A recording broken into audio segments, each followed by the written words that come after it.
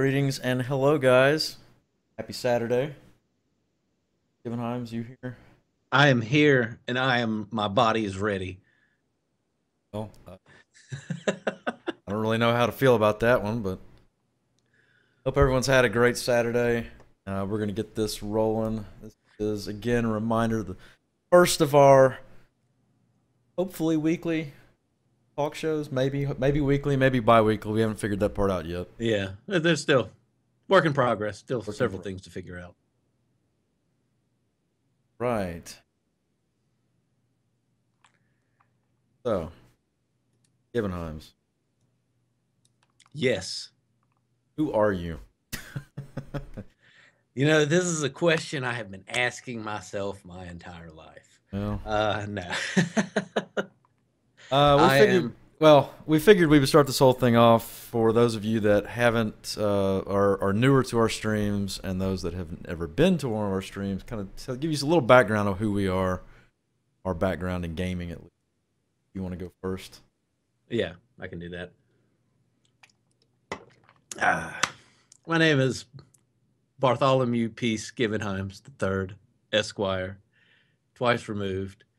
Um, Now, I've been a long time fan of gaming.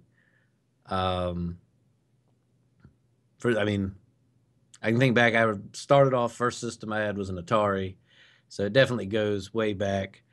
And I am 31 years old now, so I would say 25, 26, 27 years of pretty much being an absolute game addict. I guess the early games I played that I really fell in love with for first person shooters, as did a lot of people, particularly once I was able to get them to play with other people, where I'd have to yell at my mom, tell her don't answer the phone, somebody's calling the house, and then we would play Duke Nukem 3D. And then from there, I went on to Quake, Counter Strike. I did dabble in WoW for a long time, um, but and I've dabbled in MMOs off and on, but shooters were, I don't know, always my bread and butter. Uh, but also always enjoyed JRPGs. The Super Nintendo era was, if there was any era that I had growing up played the most JRPGs, it was that era. Didn't own a PlayStation initially when they came out. Didn't own a PS2 initially when those came out. I pretty much PC gamed after the Super Nintendo. Um, Fell back in love with console gaming really in, I guess, the beginning of the PlayStation 4 era into the PS3 era. Um, and that is, I guess, largely reflected by what I stream on my channel. Um, but other than that, I don't know about much to say about myself as far as gaming goes and whatnot. Um, do it all the time. I'm an addict. Well, I guess I can't talk too bad about you. Yeah. Yeah. On the flip side, I got my start with the Intellivision. Owe that to my father. So I had my first computer whenever I was 5 years old, Apple II GS. Um, I had a long-standing console gaming background. That's mainly where my stuff came from. I did play a lot of Doom 2 uh, when the first PC port came out of it. Most of my stuff was focused around RTS. You know, that kind of stuff. I wasn't a big first-person shooter gamer. I did play a lot of them, but I wasn't all that great at them. Definitely more of a console gamer back then. Now I'm more PC for the most part, but um, we both stream RPGs. That's 90% of our stream time is going to be in RPGs. So most of Yeah. you guys know that. That being said, AB Start Select was an organization or a group that we had planned on being a YouTube group probably 2 years ago. Yeah, I guess that would probably be about when we started originally talking about doing videos or something of that nature tied to gaming, of course. And I mean, that's just the moniker that we were under. We're going to start carrying it forward with our streams, at least for the dual streams. We'll get more to that towards the end of the show, but expect to see it a lot. We're going to move forward with that. Yep. And in doing so, we'll go ahead and start this thing off with. If y'all have any topics you want us to talk about on the next one, shoot me a mail in Twitch, or I'll post an email address towards the end. You know, get us topics and we'll put them on here. But these are basically ones that I think are pretty self-explanatory. Yeah. Yeah. Starting it off, I think we're going to start off every show with what we're going to call rage mode, since you guys know me pretty well and the rage that I tend to exhibit on stream sometime. I'm sure we'll get some for the Chrono Cross stream later on. Oh, yeah. Something will happen. We got that second son boss. Shut up. This is going to be stuff during the last week or two that just pisses us off. You know, for the most part. I think the big one right now that really made the top of everything, especially when Forbes magazine is reporting on your gaming company, you got a problem. Destiny's most recent DLC, that's soon to come out. They want $40 for it. Now, there's been two. Destiny in itself is a controversial game. Yeah. Steven and I disagree on certain things and agree on others when it comes to it. I was very much looking forward to a narrative, and the game to me had very little. To the point where those of you that haven't played it, one of the NPC characters literally makes a comment when they're describing the story as, I could tell you about all this stuff, but I'm not going to, basically. They cut so much stuff out of the game to get it launched at the right time. This has been a plan that Bungie was trying to make a 10-year license, 10-year franchise out of this. 3 games, I think 2 expansions per game was the initial thing, but now they've deviated. This particular one, the other expansions have been $20 a piece. This one is $40. And not only that, but they want new players to spend $80 on it and get the entire original game, plus the 2 expansions, and the most recent, the newer expansion that's about to come out for $80. Whereas long-standing players will have spent $140, basically, twice as much almost. Yeah. You want to comment on that? You're a long-standing player more than I am, so. As you said, there's things, Destiny has been very controversial. There's things me and you have agreed on and disagreed on. And I will admittedly say, okay, one thing, I guess to get it straight, is I was never underwhelmed by Destiny because I did not follow it at all. I started it when it came out with no expectations. And I found what, to me, was a fun little different kind of Borderlands first-person shooter loot hunter type thing in space. And I fell in love with that, and I played the hell out of it for a handful of months, but I burned myself out on the content. At this point, I've tried to defend it somewhat in the past. At this point, I can't defend this kind of mess with what they're doing with this new expansion and how they're basically shafting the people who have been supportive of the game this entire time, paid for everything up to this point. I really can't wrap my head around why they had all thought what their plan was a good idea. I don't know. It's even gotten to the point where one of the, I don't know if he's a lead dev on the project. I think his name is Chris Luke. Yeah. Made a comment basically saying, I'm trying to find it here. If you saw these emotes we're adding in, you would throw money at the TV screen. And that was in response to him being questioned repeatedly about why he thought it was a good idea to require previous players to repurchase all this shit just for some little customization things they would gladly pay a much smaller and reasonable amount for. How arrogant, like, Jesus Christ. Luke Smith was his name. I'm sorry, not Chris.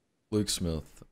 Yeah, he said, if I fired up a video right now and showed you the emotes, you would throw money at the screen. I don't know, and he's since apologized for this, and Bungie has apologized, and they're now going to make these emotes available for purchase. So if you really want them, you can buy them. If you're a new player, you spend $80, you get the entire game with all the expansions and these new emotes. If you're a long-standing player, you have to pay for them separately. If this is the way, DLC's been going this way for a while, but if it keeps up at this pace, we're going to see games that you can't even end up playing the game until you spend $150 on it. I mean, Yeah. it's just Destiny will not be getting any more of my money. Yeah,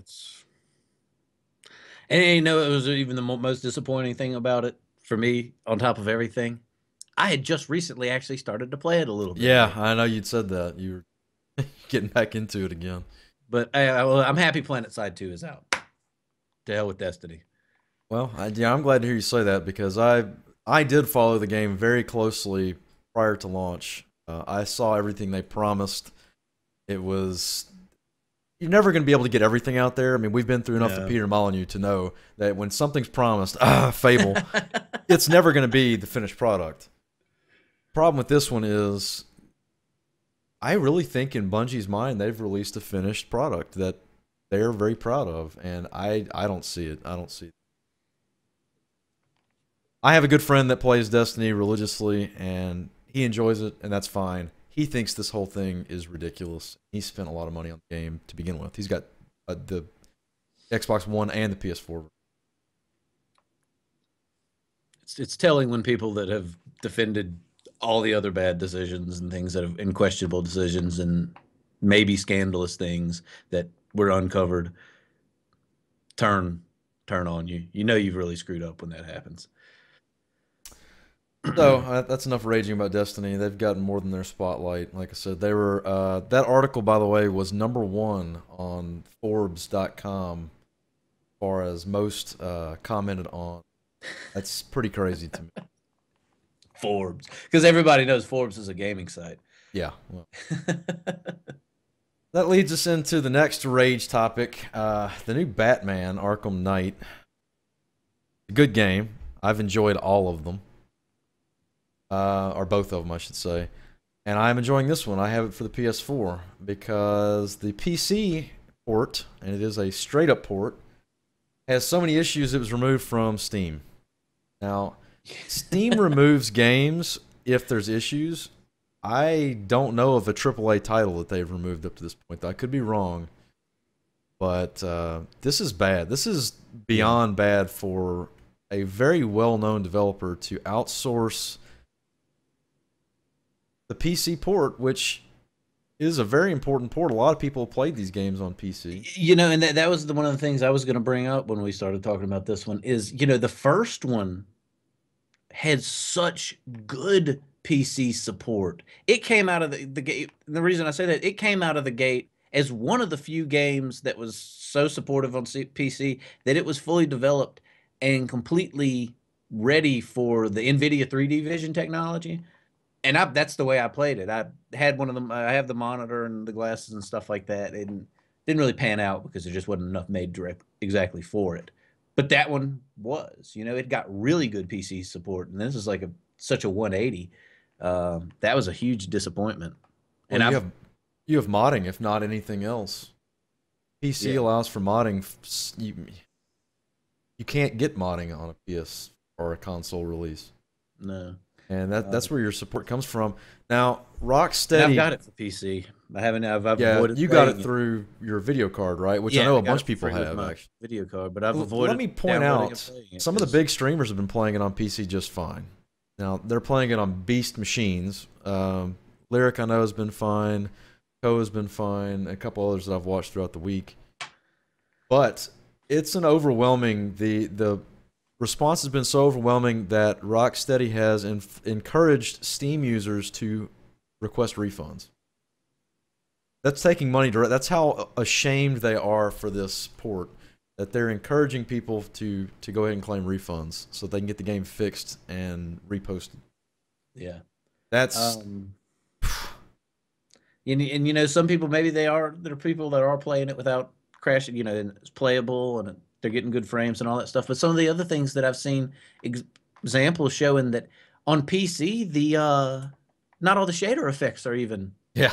there that show up on PS4. Yeah. That don't make any. I mean, half the reason I like having an awesome gaming PC is because I can play games at the most beautiful settings possible. Well, I think we both agree on the fact that we're not saying a company shouldn't outsource their gaming. If they're not a PC gaming developer, then obviously they don't need to be making a PC game. Definitely outsource your game. Quality control, though, seems to be very lacking in these ports. Whether it's PC to console or console to PC, quality control seems to be lacking. There's just stuff's not getting done. Yeah, and you know it's always been kind of historical that ports didn't perform as good, but it seems like it's getting worse and worse. And it shouldn't be, because yeah. consoles are becoming closer and closer to PCs. I mean, aren't the One and the PS4 are both on like x86 architecture and all that? I don't know. I remember hearing that early on, and that was a big thing. Like people were like, "Oh, it's going to be so much better." Then, well, Steam machines roll out. Steam machines roll out in what, October? Yeah, I think you can. Well, I'm pretty sure the Alienware one's out in October. The controller, you can already get the actual Steam machines. Are they actually selling them? But the controller comes out in October. I pre-ordered one. I'm just going to hook it to my PC, and I'm going to do a little unboxing and kind of review it, I guess. I've held out on the controller. I think it looks interesting. I hope it picks up, but I don't want the first revision. Yeah, well, and that's one of the things I am very interested in, because like, man, like the touchpad idea that they're working with, like in my mind, that doesn't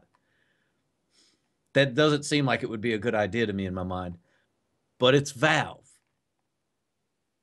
I'll give them credit for being able to pull things off in the past I didn't think they could pull off.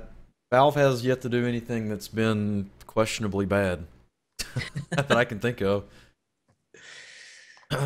But those that do own the PC version, I know they've had devs working on this thing around the clock.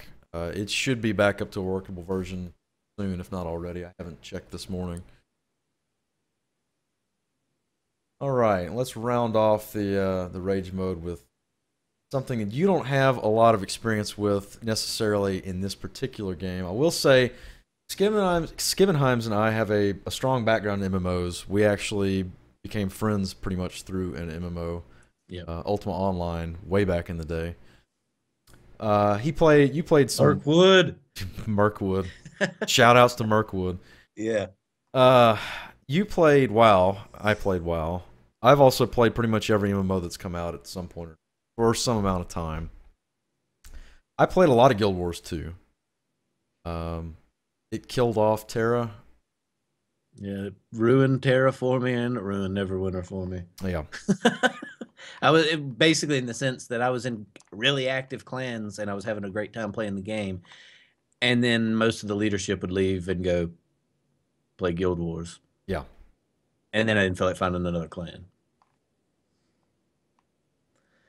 Here's the deal with Guild Wars.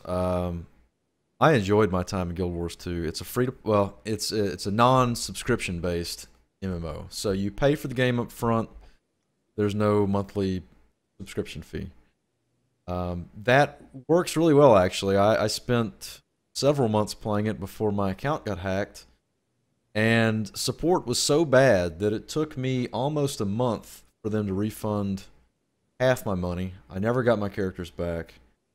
My banks were completely emptied out. This was the string of these going around about 6 months into the game development. So bad that they posted about it. They were not ready to support the game. I have a big problem with an MMO that's not ready to support itself. I mean, that's one of the most important aspects to MMOs. Right. And it's one of the reasons why, I know that, paying for the game up front and then not having subscriptions is a great thing. But it's also one of the reasons why I never mind paying for a subscription for a game that I really enjoy that's well supported. I 100% agree. Key. I've never had a problem paying a monthly sub. Servers are expensive. I work in IT. I can tell you, servers are expensive. People are expensive, and there's a lot of development time after game launch that goes into MMOs, I would much rather see a sub fee than lackluster support, which is what I found Guild Wars 2 to have. But this newest thing, and Davey brought this up to me actually, I was actually looking into possibly getting back into Guild Wars 2 with this new expansion. Until I saw how they're pricing it, they're basically making, it's kind of a Destiny move to me. They're making new players it's not as harsh, but it's not as harsh, but Guild Wars 2's been out for 3-4 years now, I think, something like that. It was 2012. It's somewhere around there. It was $50 back then. If you still own a copy of the game now, you can buy the expansion for an additional $50, and you get the core game in it that you've already got. Yeah. As far as I've seen, there's no discounts for anyone that owns the game already. They're offering a free character slot. You know, I get what they're trying to do. Their justification was they're trying to create a situation where there's ease of access for somebody that wants to get into the game for the first time. And I'm sure that was in the people responsible for Destiny's debacle. Was part of their logic too, to why they priced things the way they did. But you can't crap on the players that have made the game what it is and kept it populated up to the point that it is up to, now. Yeah, I completely agree. I will not be buying this expansion. I will not be playing Guild Wars 2 again. It's deplorable what the developers are asking for. I understand, like you do, where they're coming from. They want to make it nice and simple. You got to offer some incentives beyond a free character slot, guys. I mean, yeah. Or, I mean, that's fine. If you want to price it at 50 core game and the expansion, give the people that have been playing that have the game already an option to get the expansion. It's not a hard concept. Also, you could give them in-game currency, because there's viable in-game currency. Do something. Don't just say, well, we're trying to make it easy on everybody, so deal with it, because that's how I translate. Yeah. It takes a lot to make me not buy a game. This is one of those things. Like, I don't want to feel cheated purchasing your game twice. Yep. All right. Well, I think that's it for the rage topics. So we can go ahead and kind of move into the middle area. What do you want to start with, Skivingholm? Should we start with the topic that I think everyone in the chat really cares about right now? I think we should. Might as well. I can hear Golden from here. Yeah. Final Fantasy VII Remake, go. I'm looking forward to it. I'm really looking forward to it. I do expect a lot of people that have been fans of or big fans of Final Fantasy VII I expect there to be backlash. There's people that love this game so much and have it built up so much in their mind that they're not going to be able to meet those people's expectations. Not all of them. Not a large amount of them. So I think it does have that going against it. That being said, I'm really excited for it. I admittedly have not beaten 7, the original one. I have played a good bit of it, though, enough to know whether or not I liked it and enjoyed it. And it's actually something I've considered streaming in the future. Go ahead. We were going to dual stream. Round that out, yeah. So, hey, I'm looking forward to it. I'm excited. I think it's going to be really cool. I just think that you're going to see a big division in people that do and don't like it amongst the hardcore Final Fantasy VII fans. Well, those that have been in my channel for any amount of time know that I'm very vocal with Final Fantasy VII. I think it's the weakest of all of them. I literally find Final Fantasy VII to be probably the weakest writing and the weakest story of all the Final Fantasy. At least of the 7 through 13 era. 9, 10, and 12 are far better. Sure, they all have annoying characters in them. That's intrinsic to Final Fantasy. Yeah. But 7 holds a special place for me because I played 7 directly after having played 6, which 6 was 6. I mean, 6 is probably second or third on my list of all time, and that's an old sprite based. Yeah, 6 definitely ranks up there for me. It's up there with Chrono Trigger. I Chrono think this Trigger is edges it a out, but I think this is a ridiculous move by Square. Honestly, I think it's a money grab, cash grab. I can't fault them for that. They have to make money. Square does not make a lot of money, to be honest. Um, Not in the grand scheme of things. if they do it right, they could take my money. Here's the thing. Now this is rather new. I fished this up this morning. Tetsuya Nomura, who is the lead director of Kingdom Hearts, is actually also going to be the lead director of the Final Fantasy VII remake. He didn't know about this until internal, um, like first impression stuff was being broadcast. I Huh. I think this is a thing where Square is basically they did not think that this was going to be something they were going to do. They've said they would never do this. They've been quoted in the past saying they were never going to remake 7. I think early this year they just decided, hey, E3's coming up. Let's show it. Let's just do something crazy. Let's do something crazy. Um, I got a quote here from this article though that's very troubling to me. He was initially told that there was going to be an HD port going to the PS4, and that then he was going to be in charge of a remake.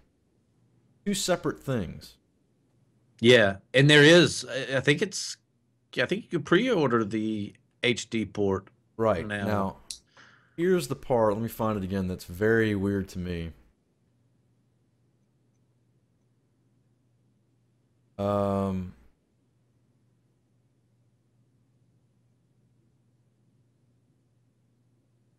now I'm having trouble finding it. They're basically he's said that they're changing the story. He's been quoted, and I'm trying to find it. I'll copy it into chat if I can in this article. Um,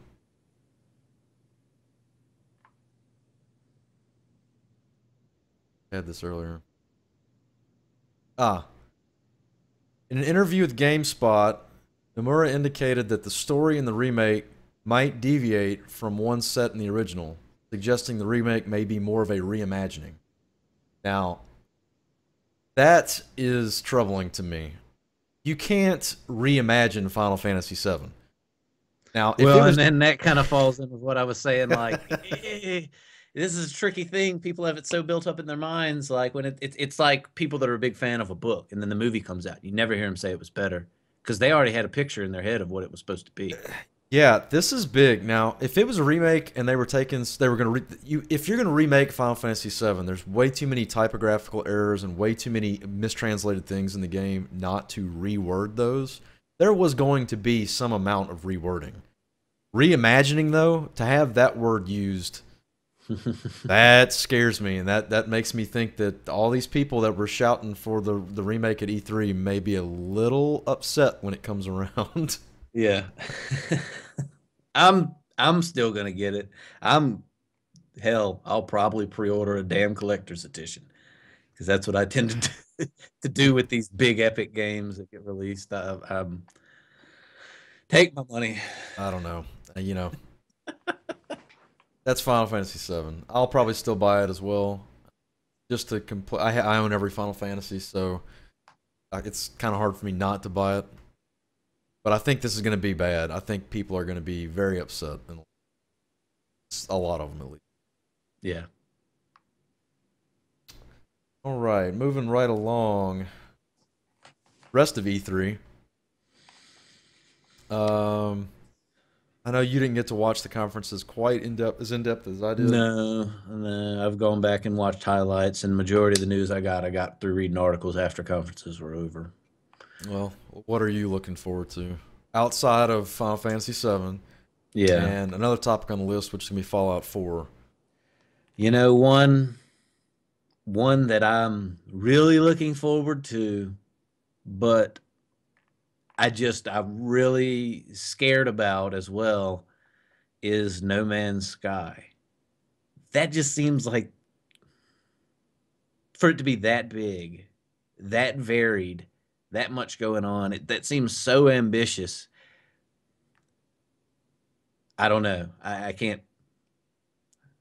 I'm have a hard time picturing it being pulled off even half as good as they're making it look like it possibly could be.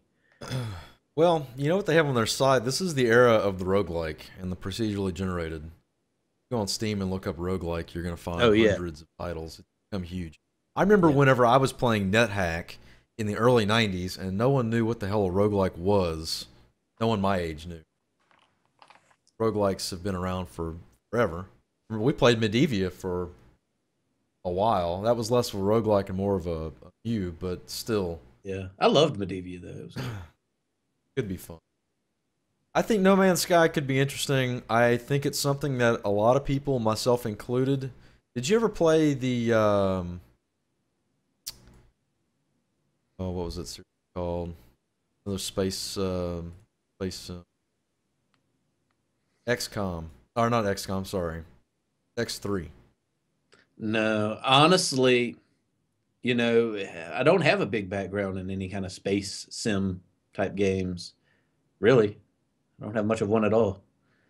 Um, I think but No Man's this is like a space sim, and it seems like it's going to have a survival side to it and an exploration side to it, and it's yeah, it's X3 it's meets Minecraft basically. it seems like such an insanely that's what I mean by insanely ambitious. I just can't. Really going to be that good? Is it really going to have that much? Well, have you seen stuff on Star Citizen? I mean, that was the Kickstarter funded MMO that's still in development that's going to be kind of the same, but it's going to be oh. Yeah. I think No Man's is going to basically be fun for a while and it's going to get old really quickly.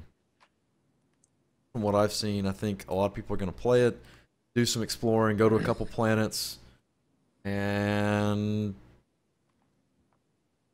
let's face it, when you don't have a story that's guiding you, it's really hard to stay involved in a game. Yeah. Exploration in and of itself is not necessarily the most fun thing in the world. Yeah. My fear kind of is I kind of have a specific thing I'm fear and kind of expect that yes, the game is going to have all these places you can visit, and yes, you can go visit and live on the world, and there's animals and an ecosystem, and yes, you can go into space battles and all that, but that none of these different systems are going to have any depth. That is just kind of what I fear. You know, we'll see. It's pretty far outside of All that said, I hope I hope they make it I do as good too. as it looks. Yeah, I Because do if too. so, I'm gonna be all in on that. But I'm scared. I'm I think reserved. that's a PS4 only, is it not? I believe so. Yes. Um, yeah, and we got a good point in chat. I mean, Minecraft is insanely popular, but I don't mean this in a negative way. Minecraft has been carried forward by the younger audience. Most of your big Let's Players that do Minecraft videos are catering to a younger audience, kind of like the Legos of today, Yeah. in my opinion. I've had fun in Minecraft, don't get me wrong. It's not something I can play for 30 hours a week, though. Those that can, go for it. I'm not knocking them. I Yeah. just don't think Minecraft is Minecraft. It is what it is. No Man's Sky is trying to be more than that. It's trying to add in this procedurally generated planets and galaxies and all kinds of crazy stuff that I think is going to be cool. But I'm not sure how sustaining. Again, I agree. I hope I'm proven wrong. I hope it's amazing. I will tell you the games I'm most looking forward to, and I'm not going to go into detail on a lot of them. Star Wars Battlefront. Always been a big fan of the series. I hope they don't screw it up. Kingdom Hearts 3. Yeah. It's going to be just as confusing as Kingdom Hearts 2 and 1 and the other 7 of them, but I'm still going to love it. Super Mario Maker. I think that looks great. I love Mario. Classic Mario. You're going to be able to make levels from the 8-bit all the way up to the most recent. I think that's I amazing. think that's a really cool thing. I think it's a really good move by Nintendo, and yeah, I might actually. Play Mario again. Um, XCOM 2. I love XCOM. I've played it since the early 90s XCOMs. There's new Mirror's Edge coming out. Yeah, I'm Boy, excited that for that one. I enjoyed as simple as it was, and well, I shouldn't say simple. As short as the game was, I yeah, really enjoyed Mirror's Edge. It was that's a one of game those that would few be a fun games. speedrun game. Well, exactly. It's one of the few games that's like that where there's no variation in story. It's pretty straightforward on all the levels that I played over and over and over again because I tried to do stuff faster. Right. You know. Um, Horizon looks interesting. That's the one where basically it's non-technological society with robots running around, kind of like Monster Hunter, that you fight giant robots. It looks interesting. It's very early right now.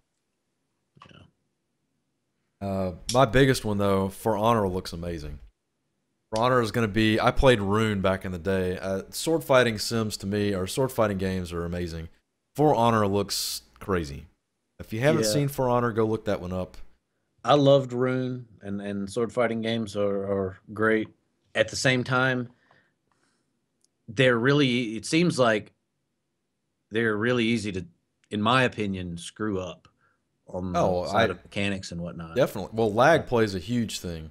Yeah. If you can't get your net code right, then you can't block correctly. That's Right. and the last one that on my list, well, I have what two. One of them is the Fire Emblem Shin Megami Tensei crossover that Nintendo's doing. Um, that actually looks fun. It's got the Persona. It's Shin Megami Tensei, but it's more Persona. It's not the other series. It's got all the style of Persona, the music, art, pretty much, with Fire Emblem. I love Yeah. both those series. That can't go wrong there. Um, Disappointments from E3. My biggest one, and it came up most in Square's presentation. Mobile gaming, not Yeah. handhelds.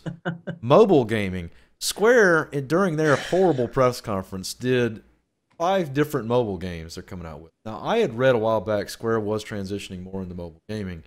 I didn't expect their E3 presentation to be dominated by a mobile game. Yeah, that I, I don't know. I don't get it. I First mean, off, mobile gaming is not gaming. Mobile gaming is money and time wasters on your phone or your yeah. tablet. Yeah, and just to be clear, obviously we don't mean like gaming on handhelds. We mean like literally phone gaming. At Yeah. least that's how I define it in my mind when I'm talking about it in this context. Uh, I don't really have much to say about it. I was very disappointed by the number that Sony and Square did of mobile games. Yeah. Microsoft debuted their HoloLens technology. Let's face it, it looks fun slash funny. How the hell are people going to actually use that? It just the whole thing blows my mind. Like, why are we getting away from making better games and putting all this development into crazy niche technology that no one's ever going to have? Yeah. First off, Microsoft lost all its credibility with Kinect. Who the hell wants to support another Microsoft niche hardware product? I don't. You know, honestly, I have become very skeptical of gimmicky hardware now. Uh, the Wii's motion control for the original Wii, that system did really well. I give it that. But even it, just give me a keyboard and mouse or give me a controller. Um, there's a reason why it doesn't work majority of the time. All these weird little gimmicky niche things these companies come up with. Virtual Boy. Oh God. Well, yeah, that's a whole different. Yeah, that's That's Nintendo being Nintendo, having so yeah. much money they can make failures here. Yeah, Nintendo are one of the people that they can get away with that, but My other big highlight from E3, I'm probably more excited about this than anything else, and I'm probably in a vast minority. Square is making a new Nier. Why? I don't know. Nier is a vastly overlooked title in Square's library.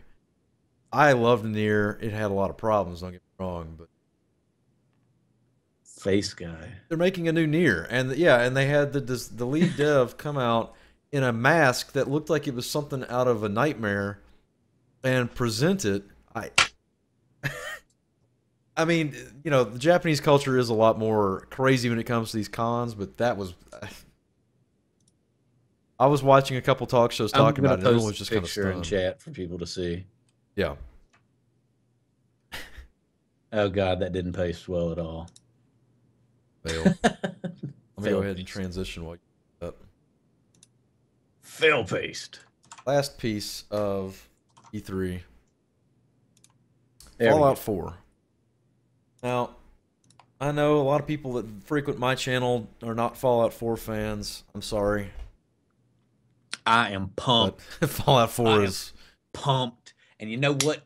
Damn it. If I can't get a pre-order in for my Pip-Boy edition, I'm gonna cut somebody.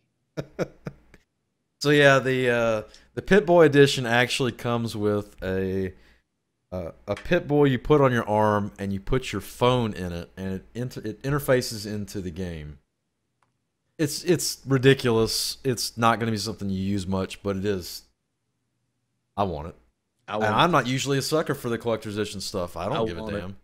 Take my money, but apparently dude, you can't get it.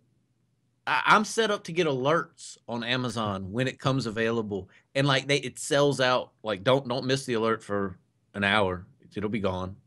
It's happened to me twice now. Where are you getting the alerts from? From Beth- Amazon. from Amazon.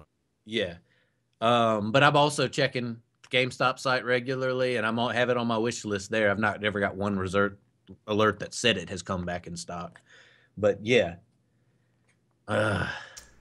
It's a great idea. The Pit-Boy is iconic. It's been in all the Fallouts, even back before the first-person shooters came out, going all the way back to Fallout 1, which I've been a fan of the series since Fallout 1. Trying to find. Here's a picture of the Pit-Boy. It only fits certain phones. That's to be expected. Which I means probably, I have a Note 3 and I know it's not going to fit it, but I don't care. I want it. it's a good stream prop. You know, you could always just stream with it. Well, yeah, and I have an old iPhone 3, a 3GS. I could just put the app on that and stick it in there. I like this idea. I like taking a piece of equipment out of the game. You know, when they did the Call of Duty with the, I think that was Black Ops 2 that had the little race car that came with it for the collector's edition. Yeah. That was a good idea. This is just even better. This is probably one of the best ideas, marketing-wise, I've seen in a while for a collector's edition. You know, the master, what was it? I don't remember which Halo it was, but the one that came with the helmet was almost a great idea, except for you couldn't actually wear the helmet. Oh, yeah, I have that helmet. Yeah, I know. The Halo 2 collector's edition. Yeah. Yeah. Poor Halo. Halo 5's coming out. Does anyone care? Nope. Okay, moving on. Fallout 4. I try to think of things that they could add in that was not in New Vegas or 3, and I really draw a blank. I mean, they could literally reskin New Vegas with a different engine and have the exact same game, and I'd probably play through it. Yeah. Huge fan of the games. There's a lot of controversy right now over the graphics, I've noticed. We're expecting better graphics. It's huge. There's got to be give and take there if you're expecting a large scale game, and I'm expecting it to be in large scale, same as 3 and New Vegas. Let's get something else out of the way. I've seen a lot of criticism of Bethesda over the past couple days. People seem to think that making a game the size of Skyrim or Fallout means you can playtest it to where there's no bugs. I don't know where this misconceptions come from, but it's ridiculous. Bethesda is a hell of a company with great quality control. That being said, their games are very buggy. But their games have more lines of code than anything else I've ever seen on the market either. So you have to expect when you're going to early adopt it day one. Again, this is where PC support comes in. They can patch the hell out of that PC way faster Because I'm pretty sure Bethesda's going to have a straight tie-in to Steam. I'm fairly certain they do. So they don't even have to have their patches. They did for New Vegas, so I assume the same will happen again. I don't know. I can't say enough good about Fallout. I'll be playing it day one. I'm not sure I'm going to stream it, but I'll be playing it day one. October is going to be a crazy month. Yeah, October, November, the winter is going to be crazy. I've got more games in my backlog that I can possibly handle, but you know what? That's okay. Speaking of the games in my backlog, I will be in anticipation of Fallout 4 coming out. I am going to be streaming 3 in New Vegas. So, plus I want to go back through the 3 story so that I'm fresh on it when I pick up 4. Yeah, you'll be doing that soon. October's big for me because quite literally, Disgaea 5. I think Persona's been officially announced in October. Persona 5. Something else. Very Japanese. Drawing blank at the moment. Dancing All Night. I'm not going to be streaming that. Come on. I'll be playing it probably. I'm not going to be streaming it. And if it had a dance pad, I would say you'd have to stream it. I'd be disappointed in you. Believe it or not, I was known to be quite the DDR fiend back in the day. I played some DDR back in PS2 era. Okay, so that's gonna finish up that.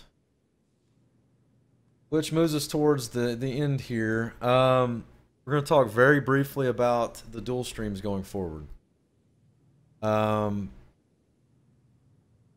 As most of y'all know, for those that don't, every Saturday so far, hopefully it stays that way, but every Saturday at 6 o'clock Central, Skivinghimes and I stream a game.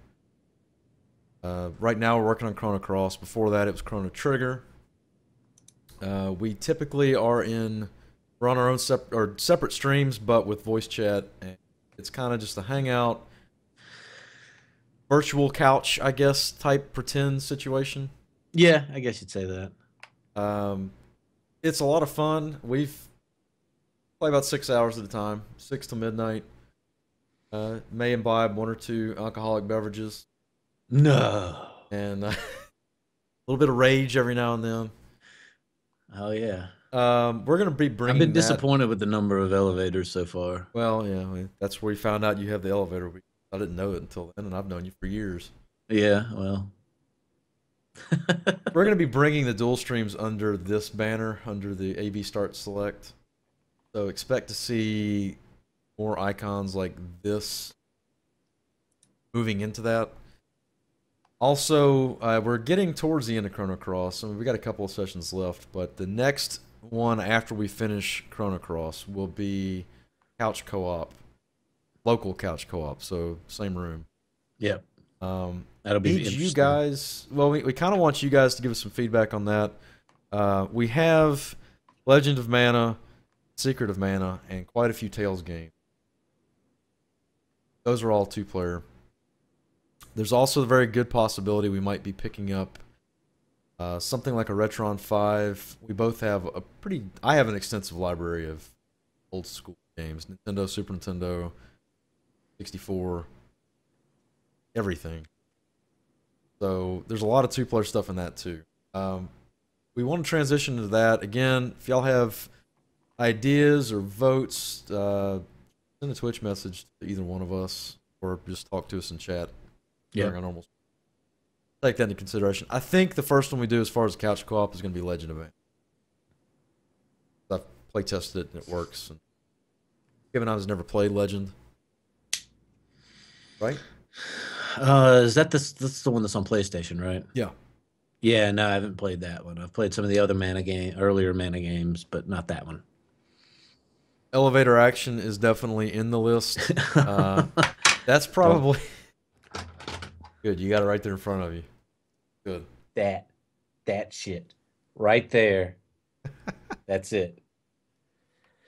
We'll probably actually for the couch co-op we'll put that in and play that a little bit just to lead it off because that's a joke. Legend is PSX, yeah. PlayStation 1. Actually, pretty good copy of it for the limited release. Um, that's pretty much what we wanted to say as far as dual streams go.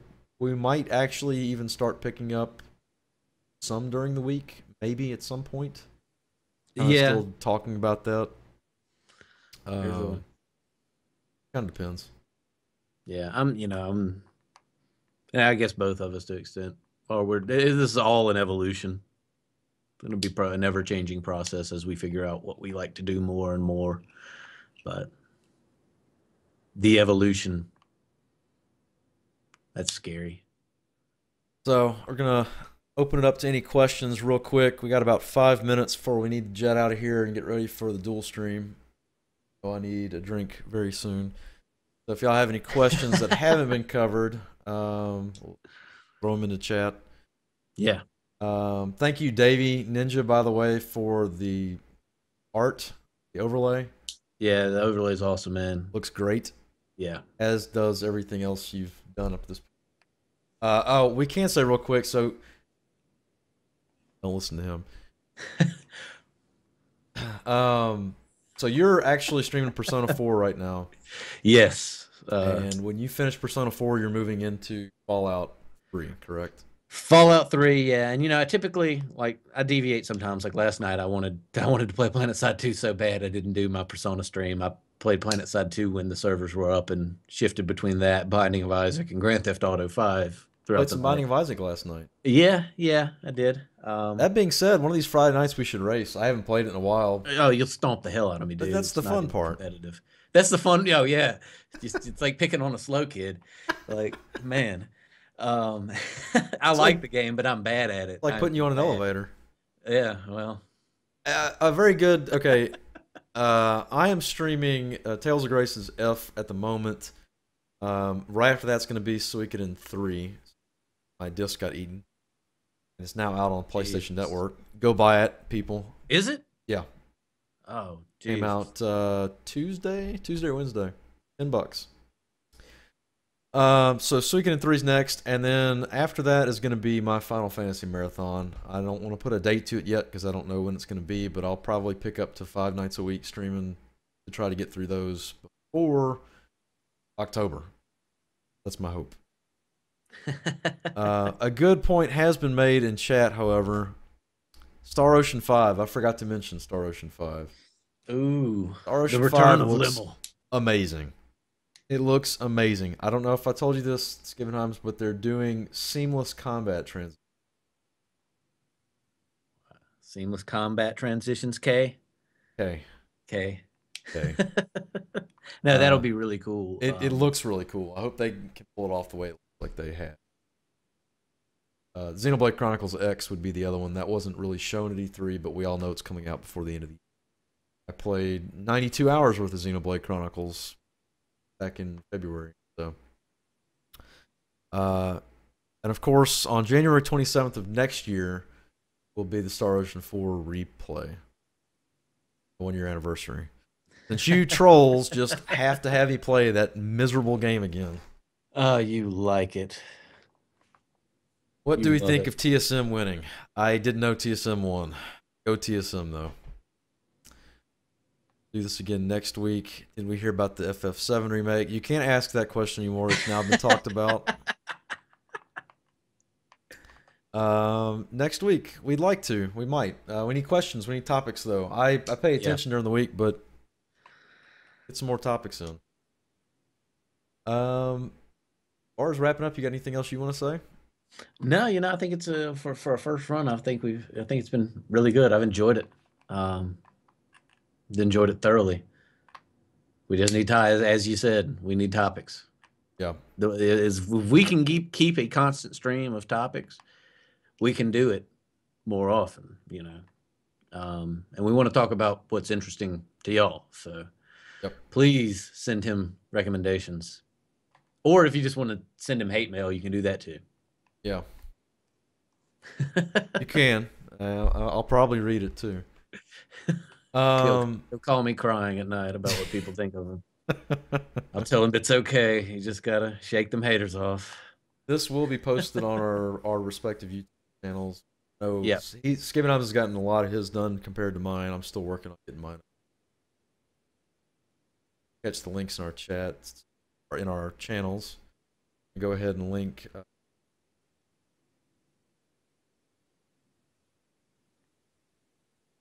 By the way, if we do stream again, we'll be alternating this talk show between our channels. So the next one will be hosted by VP Skibbenheim. I'll be guest over. Yeah. So on and so forth. We'll swap back and forth.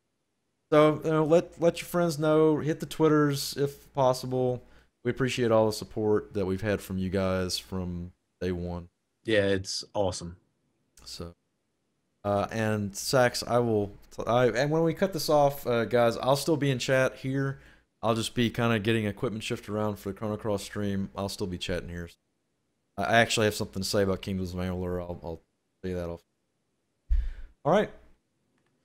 Well, Mr. Skibbenheims, I'll see you in 30 minutes. I will see you there. All right. I'll be there with bells on. I hope not. You're not hard, okay? Now I got to go find some damn bells, so I'm not a liar. Jingle bells? Hey, they're bells. They would work. All right, guys. It's been fun. We'll see y'all next time. All righty. Good night.